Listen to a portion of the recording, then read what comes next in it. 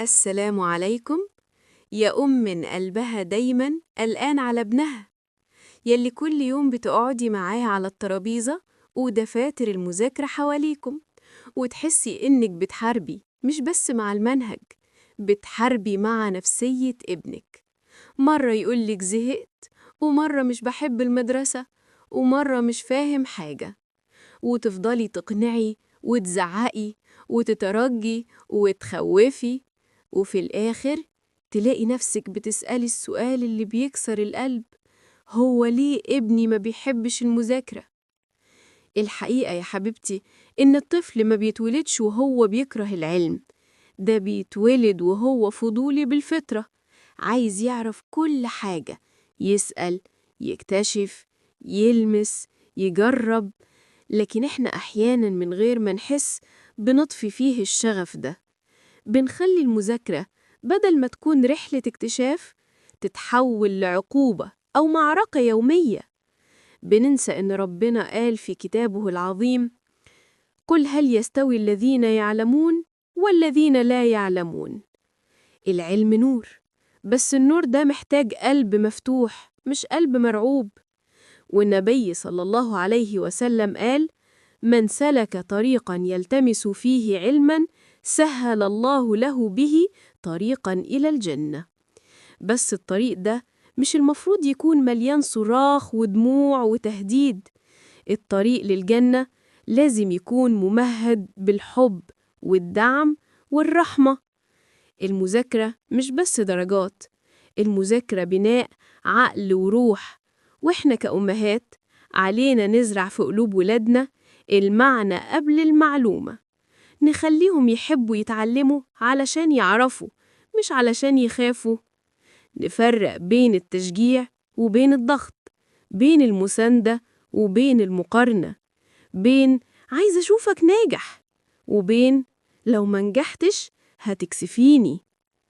يا أمي الحنونة، ابنك مش كسول، هو بس محتاج طريقة توصله لقلبه قبل عقله، محتاج يحس إنك بتصدقيه مش بتحاسبيه، محتاج يسمع منك: أنا فخورة إنك بتحاول، مش عمرك ما هتتغير.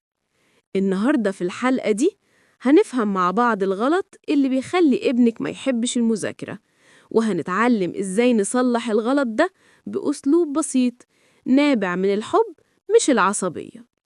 وسته كالعادة هتحكي لنا 3 حكايات من القلب عن ولاد اتغيرت حياتهم لما اتغيرت نظرة أهلهم للتعليم. فخليكي معايا وافتحي قلبك قبل ودانك، علشان الحلقة دي يمكن تكون بداية جديدة بينك وبين ابنك. يا أمهات، خلينا نقولها بصراحة من القلب للقلب، مش كل كره للمذاكرة سببه الكسل، أحياناً سببه وجع. وجع من المقارنة، من الصوت العالي، من نظرات الإحباط، من كلمة مش نافع.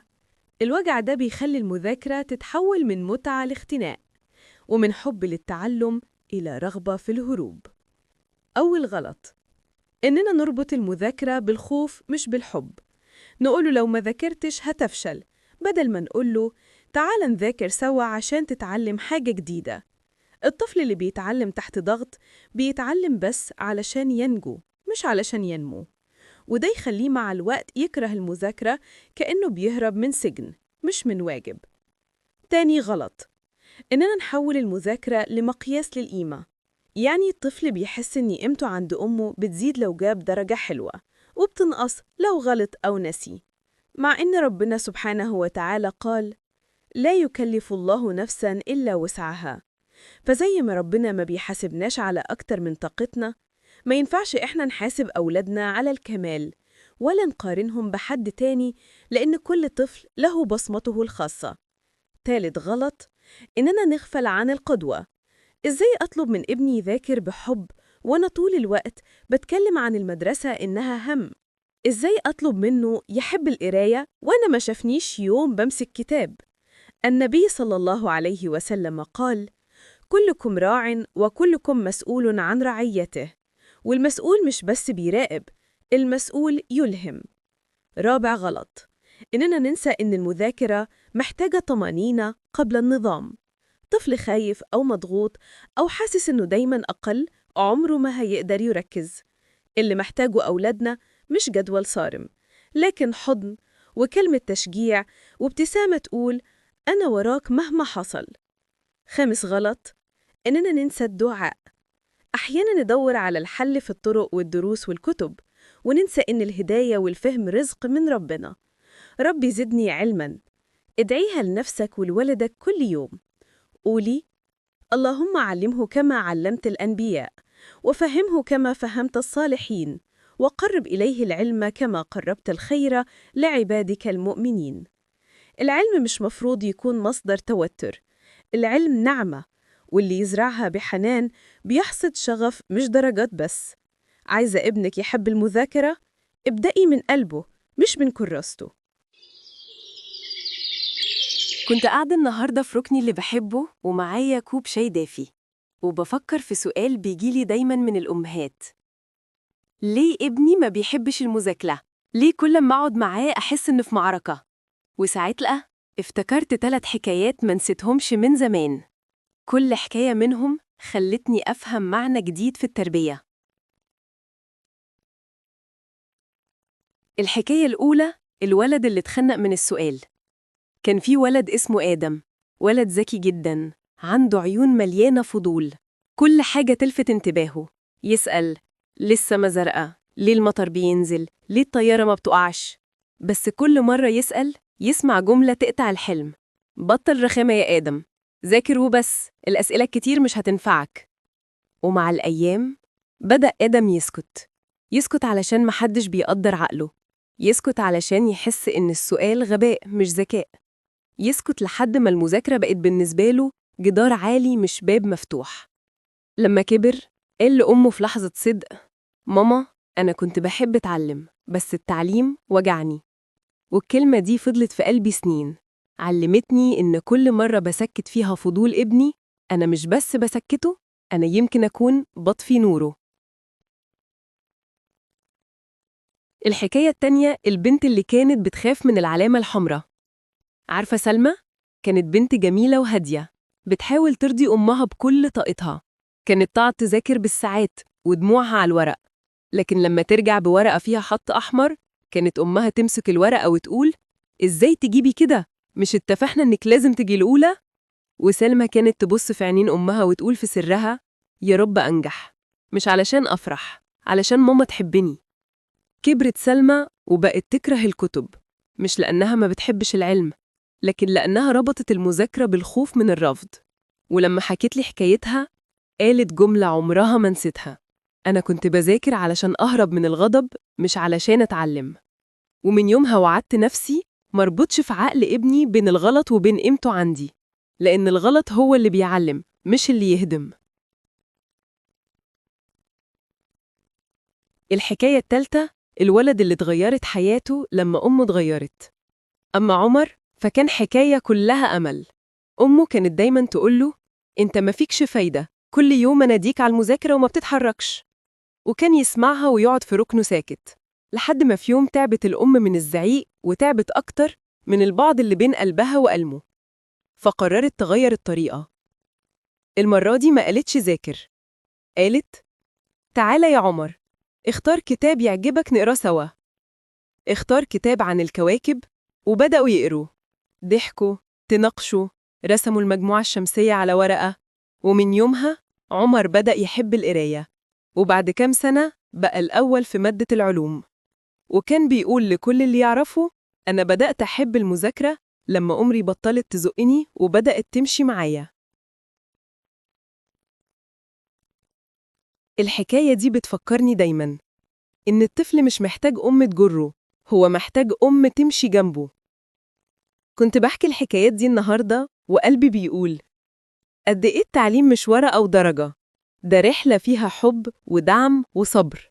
ولو الحب غاب المذاكرة هتبقى واجب تقيل مهما كانت النية طيبة. كل الحكايات اللي سمعناها يا أمهات كانت بتقول حاجة واحدة: إن المذاكرة مش هي المشكلة، المشكلة في الشعور اللي بيربط بيها الطفل. هل بيربطها بالحب ولا بالخوف؟ هل بيشوفها فرصة يفرح بيها أمه ولا اختبار لو غلط فيها يخسر حبها؟ الطفل لما بيكره المذاكرة في الغالب بيكون كره الإحساس اللي بيحسه وقتها، مش العلم نفسه. يمكن بيحس إنه دايماً أقل، دايماً مقارن، دايماً مقصر. وده اللي ربنا سبحانه وتعالى نهانا عنه لما قال: ولا تزر وازرة وزر أخرى. يعني ما ينفعش نحكم على ابننا بميزان غيره، ولا نحمله ذنب اختلافه. الغلط اللي بيخلي ابنك ما يحبش المذاكرة مش إنه بيلعب أو بيتكاسل. الغلط إنك بتربطي المذاكرة بالعقاب بدل المكافأة، بتقارنيه بأخوه أو زميله، بتقولي له أنا كنت أشطر منك بدل ما تقولي أنا واثقة إنك هتكون أحسن، بتخوفيه من النتيجة بدل ما تحفزيه على الطريق. والأخطر لما نحول كل لحظة تعلم إلى لحظة توتر، والبيت كله يتحول لساحة امتحان. فين الدفء؟ فين التشجيع؟ فين الكلمة الطيبة اللي قال عنها النبي صلى الله عليه وسلم: الكلمة الطيبة صدقة؟ رواه البخاري. كلمة واحدة ممكن تغير مصير ابنك. لما تقولي له أنا فخورة بيك حتى لو غلط، بتحطي أول لبنة في بناء ثقة نفسه. ولما تقولي له تعال نذاكر سوا بدل يلا ذاكر لوحدك، بتحولي المذاكرة من ودع لونس. يا أمهات، الأطفال مش بيحبوا المذاكرة اللي فيها ضغط، لكن بيحبوا الأم اللي بتضحك وهي بتعلمهم، بيحبوا اللي تشجعهم حتى لو أخطأوا، واللي تصبر وتغرس فيهم حب العلم.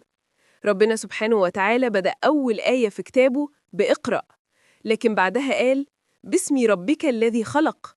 يعني العلم لازم يكون مرتبط بالحب، بالاسم، بالرفق.